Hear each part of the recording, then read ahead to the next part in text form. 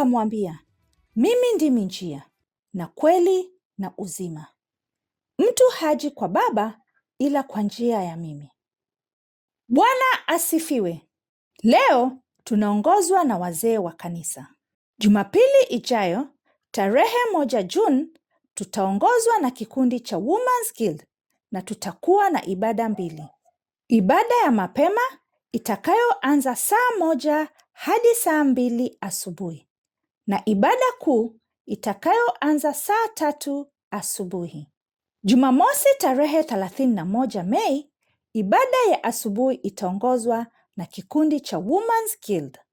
Jumanne tarehe 27, sote tutakusanyika hapa kanisani kuanzia saa 11:30 jioni ili kuzindua wiki ya Women's Guild.